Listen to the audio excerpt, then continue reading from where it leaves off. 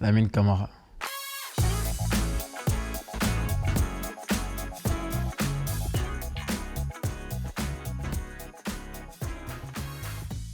Salut Lamine, comment tu vas? Ouais, ça va bien.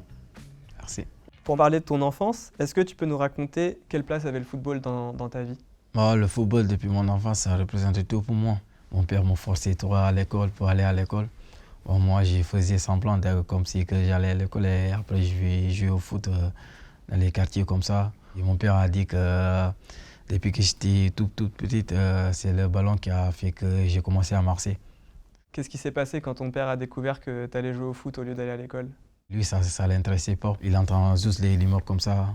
Ton fils, il est fort au foot, ton fils, il est comme ça. Bon, du coup, un jour, c'est moi qui ai pris mes responsabilités. Et je l'ai appelé, je lui ai dit que moi, je vais jouer au foot et que l'école, ça ne marchait pas. Parce que je ne voulais pas trop attendre. Et il m'a dit, oui, je sais, mais on n'a pas les moyens, donc tu es obligé de te concentrer sur l'étude. Et voilà, moi, j'ai un peu fait les têtus et je n'ai pas écouté. Tu es arrivé à Metz fin mars, et là où beaucoup de joueurs qui viennent d'un autre continent ont besoin d'un temps d'adaptation, toi, quelques jours plus tard, tu étais déjà titulaire contre Bordeaux et Saint-Étienne. Comment t'as fait? Bon, en venant ici, je savais que le club allait besoin de moi. Et du coup, il faut que je sois prêt. Je me suis préparé à ça là-bas dans mon club à GF. Et j'ai mis tout de suite dans ma tête qu'en arrivant à Metz, il faut que je fasse quelque chose pour aider le club. Franchement, je ne m'attendais pas à être titulaire, mais bon, je me suis préparé aussi à ça. Et je me suis dit que peut-être le coach allait me faire confiance. Et voilà, je suis que j'étais titulaire. Et c'est mes coéquipiers aussi m'ont aidé parce qu'ils m'ont mis en confiance. Et j'ai saisi la chance. Et sur ce deuxième match de Ligue 2, ça s'est terminé par une expulsion. Ça t'a mis un petit coup sur la tête pour la fin de saison?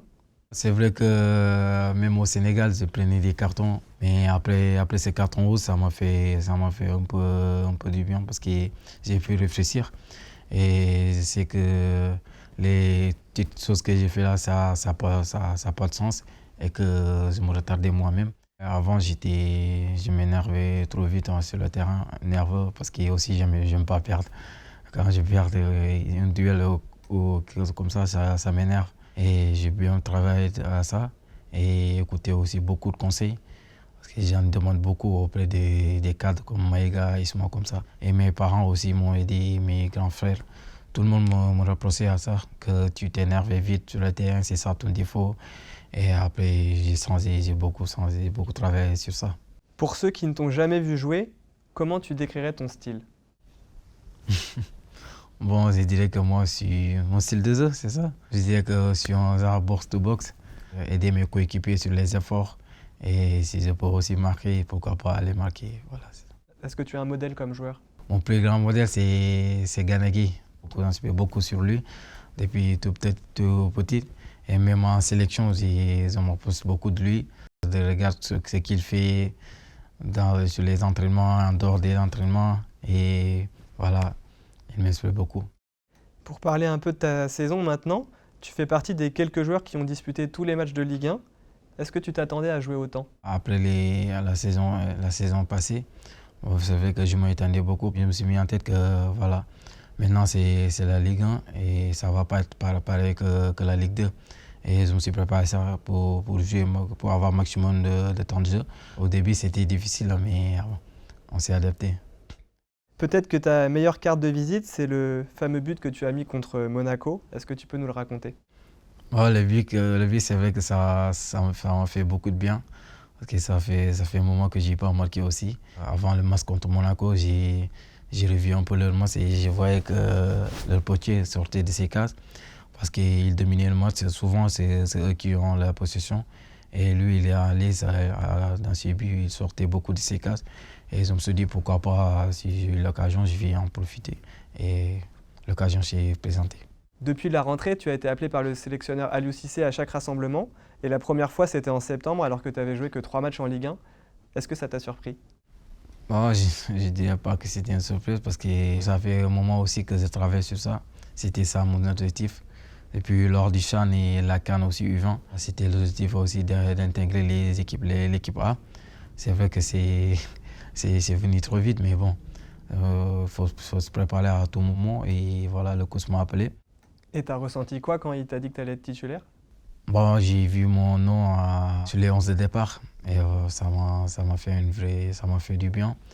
Et voilà, comme je disais, j'étais là toute seule, mais après, c'est les Idrissa, les Sadio Mané, les Koulibaly qui sont venus me reconforter, me disant que c'est juste du football, que je me relâche et voilà, que je joue au foot. Depuis tout petit, j'étais là à la télé de regarder les Sadio, les Idi, les Ganagé comme ça à la télé.